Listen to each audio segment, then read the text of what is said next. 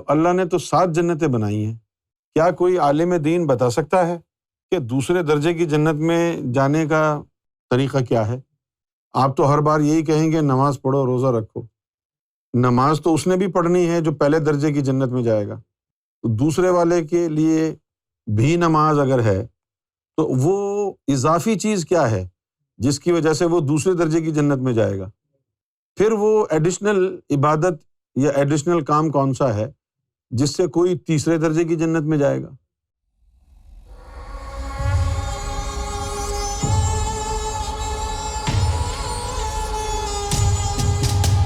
اگر سارے لوگ ایک ہی جیسی عبادت کرتے رہیں تو ایک ہی جیسی جنت میں جائیں گے؟ سوچنے کی بات ہے نا۔ زبانی کلامی عبادت سبھی کرتے رہیں تو پھر سب ایک ہی جنت میں جائیں گے۔ تو اللہ نے تو 7 جنتیں بنائی ہیں، کیا کوئی عالم دین بتا سکتا ہے کہ دوسرے درجے کی جنت میں جانے کا طریقہ کیا ہے؟ آپ تو ہر بار یہی کہیں گے نماز پڑھو، روزہ رکھو۔ ٹھیک ہے، کر لیں گے، لیکن نماز روزے سے ہی مختلف جنتوں میں چلے جائیں گے؟ کیسے تعین کریں گے؟ نماز تو اس نے بھی پڑھنی ہے جو پہلے درجے کی جنت میں جائے گا، تو دوسرے والے کے لیے بھی نماز اگر ہے تو وہ اضافی چیز کیا ہے جس کی وجہ سے وہ دوسرے درجے کی جنت میں جائے گا؟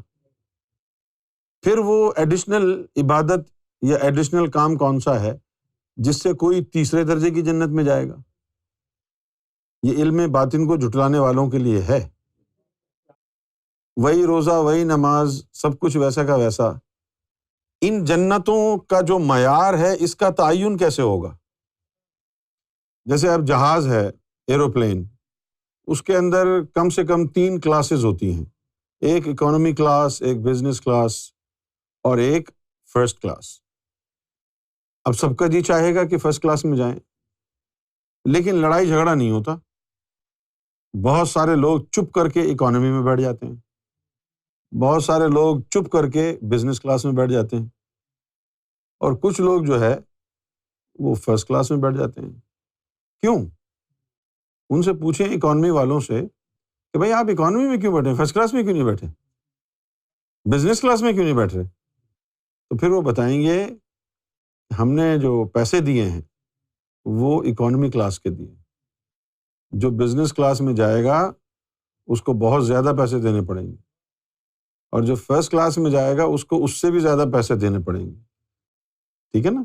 اپنی مرضی سے تو جہاز والے نہیں بٹھاتے آپ کو کہ چل جی تیری شکل اچھی ہے تو فرسٹ کلاس میں بیٹھ جا، تو گزارے لائق ہے تو بزنس میں بیٹھ جا، اور تو بالکل شکیل جیسا ہے تو اکانومی میں بیٹھ جا۔ نہیں نا، یہ ایک لمحہ فکریہ ہے سوچنے کے لیے مسلمانوں کے لیے۔ اب انہوں نے، مولویوں نے کیا کیا ہے کہ انہوں نے جنت ایک بنا دی اور کہا ہے کہ اس کے دروازے 7 ہیں۔ ایک مولانا صاحب سے جو ہے وہ گفتگو ہو رہی تھی آج، انہوں نے یہی کہا کہ دراصل 7 جنتیں نہیں ہیں، اس کے 7 دروازے ہیں۔ میں نے کہا اچھا، تو پھر آپ لوگ جو ہے یہ کیوں کہتے ہیں کہ اے اللہ اس کو جنت الفردوس میں جگہ عطا فرما؟ تو کہتا ہے نہیں وہ دروازے کا نام ہے۔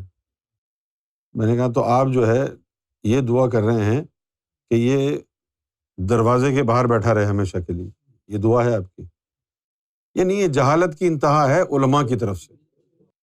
آپ جب ان کو دیکھا کہ ان کے پاس کوئی جواب نہیں ہے کہ یہ 7 جنتوں تک رسائی کیسے ہوگی، تو آخر میں پھر یہ کہہ دیتے ہیں اللہ کی مرضی ہوگی، جس کو اللہ چاہے گا جہاں بھیج دے گا۔ جس کو اگر اللہ چاہے جہاں بھیج دے تو پھر اس دنیا میں آنے کی ضرورت ہی نہیں تھی، اللہ وہیں سے جس کو چاہے جہاں بھیج دیتا۔ تو معلوم یہ ہوا کہ کوئی علم ہے ایسا کہ جس کی وجہ سے آپ پر یہ راز کھل سکتا ہے کہ اتنی قیمت دو تو دوسرے درجے کی جنت، اور اتنی قیمت دو تو تیسرے اور چوتھے اور 5ویں اور 6ٹھے 7ویں تک۔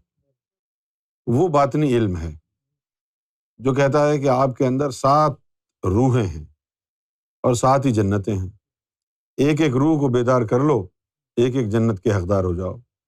2 روحیں بیدار کر لی، دوسرے کے حقدار ہو گئے، 3 روحیں بیدار کر لی، تیسرے کے حقدار ہو گئے، 4 روحیں بیدار کر لی، چوتھے درجے کی جنت کے حقدار ہو گئے۔ پھر ایک اور حدیث شریف میں آیا کہ جنت میں جا کر بھی جنتیوں کو افسوس ہوگا اس لمحے کا جو دنیا میں بغیر ذکر اللہ کے گزرا۔ وہ افسوس کیا ہوگا کہ اگر ہم اپنے دوسرے لطیفے کو بھی ذکر اللہ میں لگا لیتے تو اس اعلیٰ درجے کی جنت میں ہوتے، تیسرے کو بھی لگا لیتے تو تیسرے درجے کی جنت میں ہوتے، چوتھے کو بھی لگا لیتے تو چوتھے درجے کی جنت۔ یہ ظاہری علم جس میں آپ نے مختلف چیزوں کو مدغم کر کے ملا کر ایک نئی تعویل اسلام کی بنا لی ہے، اس سے آپ کہیں نہیں پہنچ پائیں گے۔ باطنی علم حاصل کرنا ہی پڑے گا۔ ہاں، فرق صرف اتنا ہے کہ جو عام لوگ ہیں ان کو اللہ کی تلاش نہیں ہے، لیکن انہوں نے زندگی مذہب کے مطابق گزاری، نبی کی شفاعت مل گئی تو وہ غلاموں کی صورت میں جنت میں داخل ہوں گے۔ اور خاص وہ ہیں کہ جو اس دنیا کی لذتوں کو چھوڑ کر وہاں کے لیے محنت کرتے ہیں، جنگلوں کے چکر لگاتے ہیں، مرشدوں کی خدمت کرتے ہیں، اپنے آپ کو بیچ دیتے ہیں، ان کو پھر یہ راز ملتا ہے۔ ایک جسم تو ہمارا یہ ہے جس نے کھانا پینا بھی ہے، بیوی بچے بھی ہیں، ماں باپ بھی ہیں، جاب پر بھی جانا ہے، اور اسی جسم سے انہوں نے عام لوگوں نے عبادتیں کرنی ہیں، لہٰذا کتنی کریں گے بھائی؟ ایک جسم سے کتنے انہوں نے کام کرنے ہیں، تو تھوڑا تھوڑا سب کریں گے نا۔ تو اس کے اندر پروفیشنلزم نہیں ہے نا، اس کے اندر ڈیووشن، ڈیڈیکیشن نہیں ہے۔ وہ جو خاص لوگ ہوتے ہیں ان کو جب باطنی تعلیم ملتی ہے اور ان کو پتہ چلتا ہے کہ ہمارے اندر کچھ روحیں ایسی بھی ہیں جن کا کوئی اور کام ہی نہیں ہے، جن کو اللہ نے اپنی عبادت عبودیت کے لیے بنایا ہے، وہ ان کو اللہ اللہ میں لگاتے ہیں، ان کو اللہ اللہ میں لگاتے ہیں، ان کا نور بڑھ جاتا ہے، ان کا تقویٰ بڑھ جاتا ہے، ان کا ایمان اللہ پر بڑھ جاتا ہے۔ اس طریقے سے وہ اعلیٰ ترین جنتوں کی دوڑ میں کامیاب ہو جاتے ہیں۔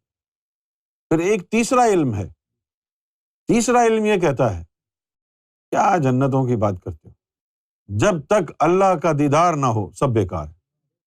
وہ پھر دیدار کے لیے خواہاں ہوتے ہیں، ان تمام لطائف کو بیدار کر کے آخر میں لطیفہ انا کی تعلیم حاصل کرتے ہیں، اور لطیفہ انا کی تعلیم کے ذریعے وہ اللہ تک پہنچ جاتے ہیں۔ لیکن اس کی یہاں دنیا میں جو ڈسٹریبیوشن ہے وہ اسی طرح ہے کہ جس نے وہاں جو اقرار کیا تھا اسی کے مطابق زمین پر اس کو ملتا ہے۔ انسان یہ سمجھتا ہے کہ عقل جو ہے اس کے اسکول کالج جانے سے آتی ہے۔ نہیں، اسکول کالج جانے سے نہیں آتی، عقل اللہ دیتا ہے۔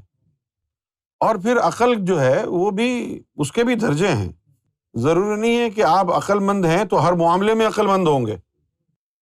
کسی کو کچھ معاملات میں عقل دی ہے اس نے، کسی میں نہیں دی ہے۔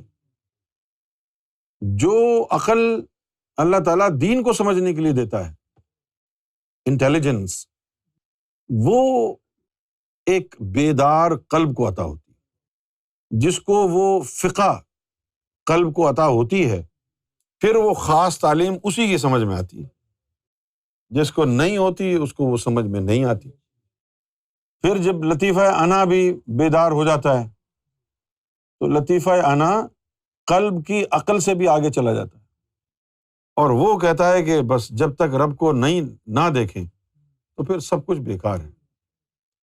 اب فرض کریں کہ آپ کو کوئی چیز خریدنی ہے اور وہ 100 پاؤنڈ کی ہے اور آپ کے پاس 99 ہے، اور وہ 100 سے نیچے آ نہیں رہا دکاندار، تو پھر آپ یہی کہیں گے 100 ہوتے تو کام بنتا، اب یہ 99 تو بیکار ہے، کیونکہ آپ نے تو وہ چیز ذہن میں رکھی ہے کہ مجھے وہ خریدنی ہے، اب وہ نہ ملی تو بیکار ہو گئے۔ لیکن ہر آدمی کے لیے 99 بیکار نہیں ہے۔ ہو سکتا ہے کہ کوئی 5 پاؤنڈ شاپ پہ چلا جائے، کوئی 1 پاؤنڈ شاپ پہ چلا جائے، وہاں سے 20 30 کی چیزیں لے کے آ جائے، پھر بھی پیسے اس کے بچیں اور وہ خوشحال ہو کہ دیکھو جی میں نے تو شاپنگ بھی کر لی، پھر بھی میری جیب بھری ہوئی ہے۔ اسی طرح دیدار والے ہیں، دیدار نہ ہو ان کو تو کہتے ہیں سب بیکار ہے۔ کیا لطیفہ قلب جاری ہو کیا جو ہے وہ روح اللہ اللہ کرے، بیکار ہے سب. اگر دیدار تک ہی نہیں پہنچے تو پھر کیا کروں گا میں ان کا. یہ خاص علم جو ہے پہلے خاصوں کو دیا جاتا تھا. سرکار سے بھی کسی نے بات کی اور اعتراض کیا کہ آپ جو ہیں وہ خاص علم کو عام لوگوں میں کیوں بیان کرتے ہیں. تو سرکار نے ارشاد فرمایا کہ اس زمانے میں خاص اور عام مکس ہو گئے ہیں. مکس کیسے ہوئے پوچھیے. عام کو تو خاص علم کا پتہ ہی نہیں ہے نا، خاص کو بھی نہیں پتہ ہیں، وہ خاص لیکن ان کو کوئی پتہ ہی نہیں ہے خاص علم کا، اس لیے وہ جیسا عام کر رہے ہیں ویسے ہی خاص کر رہے ہیں. تو فرمایا کہ جب ہم خاص علم کی تشریح کرتے ہیں تو جو خاص لوگ عام میں پھنس گئے ہیں وہ نکل کے آ جاتے ہیں. اب جیسے اگر ہم یہاں پر یہ بات کہیں کہ بھئی تم لوگوں میں سب جو لوگ بیٹھے ہوئے ہیں اس میں سب اللہ والے ہیں یا کوئی گوہر والا بھی ہے، اکثر لوگوں کو تو یہ ہوگا نا کہ یہ کیا بات ہوئی، کوئی گوہر والا بھی ہے. سرکار بھی تو لوگوں کو اللہ کی محبت سکھا رہے ہیں. تو اس کا معلوم مطلب کیا ہوا کہ آپ کو سرکار کا بھی تعارف اللہ کے ذریعے ہے، کیونکہ آپ کو خاص علم حاصل نہیں ہوا. لیکن جب گوہر کی بات بتائی جائے گی تو جو گوہر کی تمنا رکھنے والا ہوگا وہ نکل کے آ جائے. اگر نہیں بتائیں گے تو نہیں ہوگا.